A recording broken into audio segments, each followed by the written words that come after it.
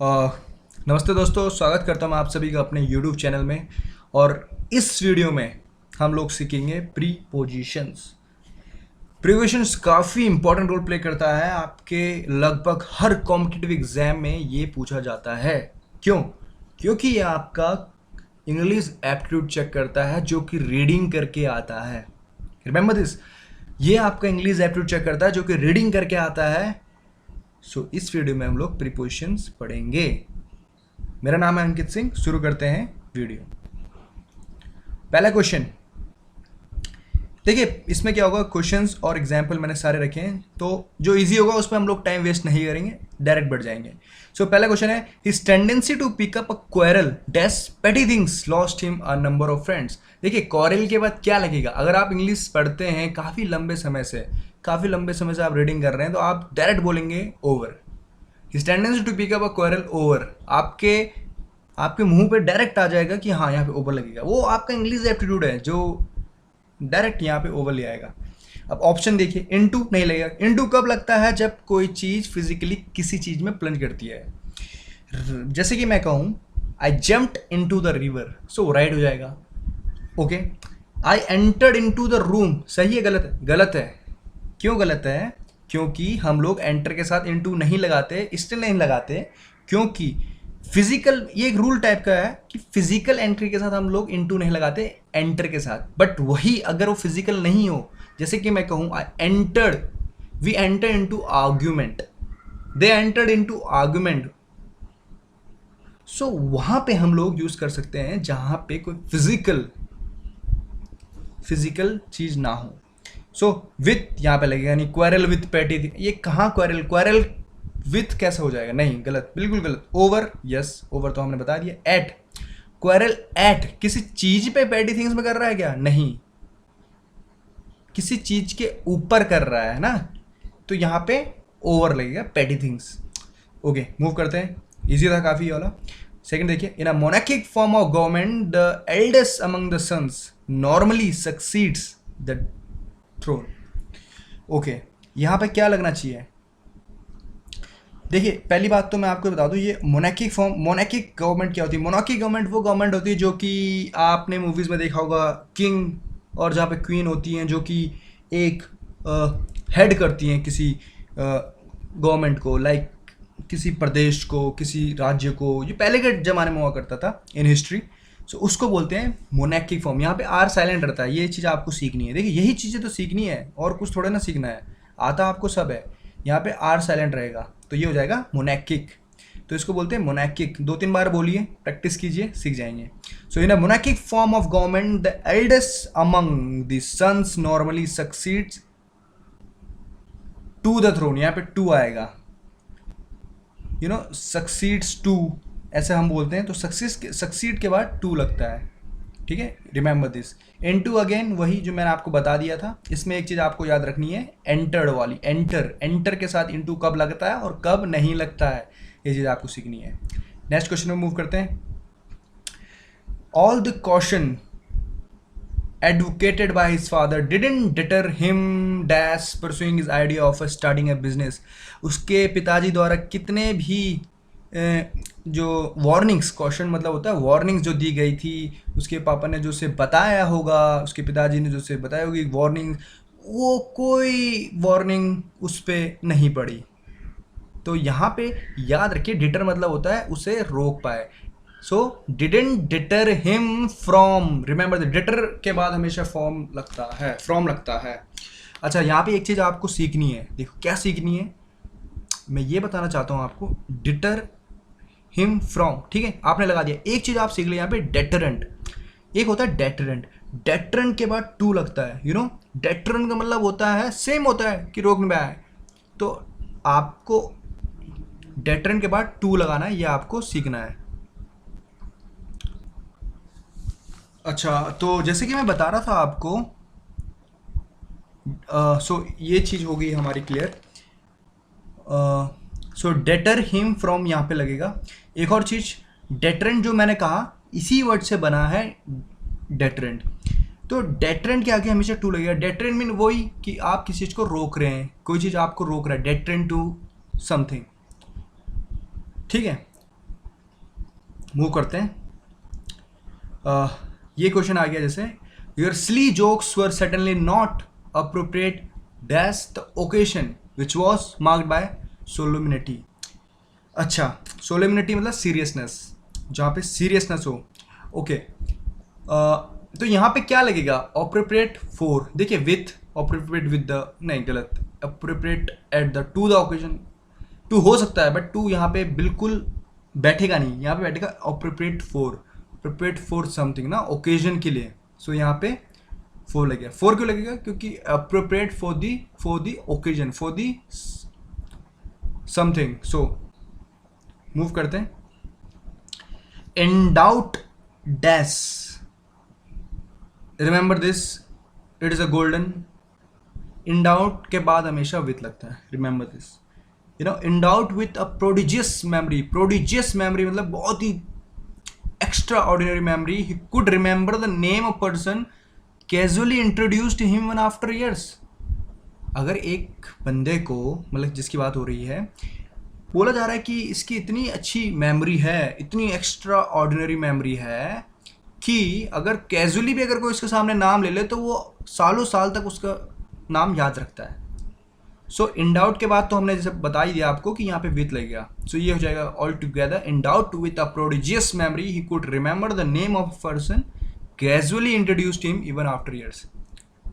अब कुछ एग्जाम्पल जो कि काफ़ी, मतलब हर एग्जाम, हर दूसरे एग्जाम में ये पूछे जाते हैं। देखिए, Ram is senior dash Mohan, क्या आएगा, टू या देन, यहाँ पे आएगा टू। गलती क्या होगी, यहाँ पे आपको एरर में, स्पॉटिंग द एरर में यहाँ पे देन लगा के दे सकता है। Remember this senior, remember this senior, superior, inferior और जूनियर के बाद कभी भी देन नहीं लगता है, ये टू प्रीपोजिशन लेते हैं। ये गोल्डन रूल है, इसको समझ लो। सुपीरियर, इन्फीरियर, सीनियर, जूनियर ये हमेशा टू लेते हैं। अच्छा, एक और चीज, एक सेंटेंस है जो कि ये पूछा जा सकता है, प्रिफर। तो हम लोग जब बात करते हैं प्रिफर की, तो प्रिफर क्या होता है, टू लेता है ये भी। जैसे मैं कहूँ I prefer tea to coffee. देखिए कॉमन यहाँ पे देखिए क्या होगा, अगर आप न्यूज़पेपर पढ़ रहे हैं तो आप ये चीज़ें फिर भी भूल जाएंगे कभी कभार, क्योंकि ये रूल्स हैं, इन्हें भी कभी कभार ऐसे तोड़ मरोड़ के बोला जाता है, जिससे कि नॉर्मल जो इंग्लिश नहीं पढ़ता है वो नहीं बता पाएगा। बट अगर आप अविड रीडर हैं, आप चीज़ों को समझते हैं, तो आप इसका आंसर कर देंगे। इनकरेक्ट कैसे बोला जाएगा, I prefer tea than coffee, than coffee. Comparison में most of the time than लगाने की हमको आदत होती है, I am better than him.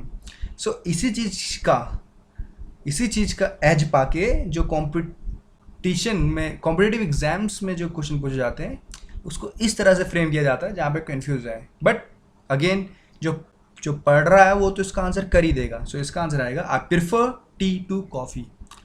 Remember this, tea to coffee. एक और चीज़, डिस्पाइट के बारे में जान लीजिए। देखिए हम लोग बोलते हैं डिस्पाइट ऑफ, इंस्पाइट ऑफ। क्यों बोलते हैं हम डिस्पाइट ऑफ, क्योंकि हमें इंस्पाइट ऑफ से बोलने की आदत है। जैसे मैं पढ़ता हूँ यहाँ पे, हम लोग बोलेंगे despite of bad weather he went to school. हम लोग डिस्पाइट ऑफ कभी यूज नहीं करते, रिमेंबर दिस। डिस्पाइट ऑफ हम कभी यूज नहीं करते, हम लोग इंस्पाइट ऑफ बोलते हैं। रिमेंबर दिस, दोनों का मतलब एक ही है, उसके बावजूद, इसके बावजूद। सो या तो डिस्पाइट यूज कर लो अकेला, या तो इंस्पाइट ऑफ यूज कर लो, चॉइस आपकी है। देखिए करेक्ट सेंटेंस क्या हो जाएगा, ये हो जाएगा सर आपका, despite bad weather he went to school, he went to school. So ये आपका सही हो जाएगा। ठीक है सर, आगे बढ़ते हैं। दूसरी चीज़ देखिए, इसको थोड़ा अच्छे से समझिए क्योंकि ये सबसे इम्पोर्टेंट है। देखिए हम लोग अक्सर कंप्राइज के साथ कंफ्यूजन में आ जाते हैं, और देखिए हुआ भी यही है कि काफ़ी समय से एग्जामिनर अब कॉम्प्रोमाइज़ के साथ स्पॉटिंग द एरर में पूछने लगा है। एक्चुअली इसमें आप बहुत कंफ्यूज खा सकते हैं अगर आपको इसका एक्चुअल चीज़ नहीं पता है। तो पहले तो इनकरेक्ट मैं पढ़ता हूँ। इनकरेक्ट क्या हो सकता है, इनकरेक्ट है जैसे कि द क्लासरूम कंप्राइजेस ऑफ, जो कि हमें आदत है ऑफ लगाने की, हम लगा देंगे यहाँ पे। और बोलेंगे the classroom comprises of 20 students, जो कि गलत हो जाएगा। अब ये चीज़ अगर मैं कहूँ कि ये गलत है तो फिर सही क्या है? तो सही क्या है? सही यही है, the classroom comprises 20 students. Of हटा दो। अब भाई ये ऑफ कब हटेगा और कब नहीं हटेगा, ये मेन दिक्कत है। अच्छा, याद रखना, कभी भी हम जब एक्टिव में बात करेंगे तो ऑफ नहीं लगाएंगे और पैसिव में बात करेंगे तो ऑफ लगाएंगे, ठीक है। बट ये तो हुई ग्रामर की बात। अब जैसे यहाँ पे एग्जांपल जैसे लिखा हुआ मैंने, बास्केटबॉल टीम कंप्राइजेस 5 प्लेयर्स, क्योंकि यहाँ पे एक्टिव में चल रहा है सेंटेंस, तो हमने एक्टिव में बोल दिया डायरेक्ट कि हाँ कंप्राइजेस 5 प्लेयर्स। पहले हम ऑफ लगाते, बट अगर यही अगर हमें कोलिक्वियल लैंग्वेज में बोलना है, हमें यूज़ ही नहीं करना, हमें कंफ्यूज खा रहे हैं, तो क्या करें? वैसे तो ये भी बोल सकते हैं हम कंप्राइजेस ऑफ, कोलिक्वियल मतलब आमचाल की भाषा में, पर अगर हमें इससे बिल्कुल ही बचना तो हम लोग क्या बोलेंगे? हम लोग बोलेंगे कंपोज्ड ऑफ, कंस्टिट्यूटेड ऑफ। देख रहे हैं? तो कोलिक्वियल में तो उसका कोई भी रिप्लेसमेंट ले लो, बट अगर आपका कॉम्पिटिटिव में पूछा जाए तो याद रखना, एक्टिव में हमेशा कंप्राइजेस के बाद कुछ नहीं लगता। रिमेंबर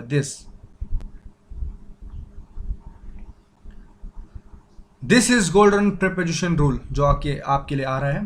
देखिए, इसमें एक चीज़ आपको याद रखनी है, जो प्रीपोजिशन होता है ना वो नाउन को फॉलो करता है, मतलब most of the time noun को फॉलो करता है प्रीपोजिशन।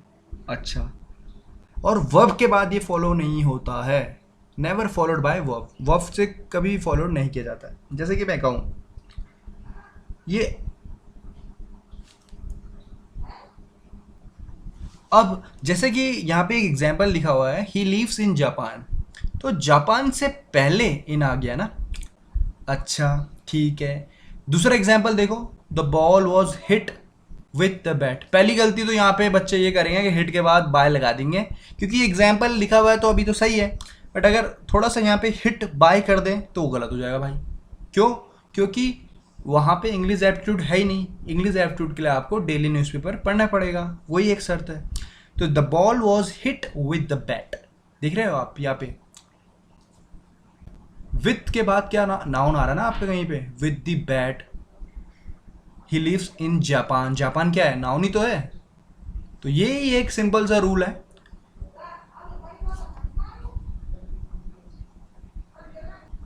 अब ठीक है, अब क्या है, एक चीज आपको समझनी है इस कॉन्सेप्ट को अपने माइंड में डालने से पहले।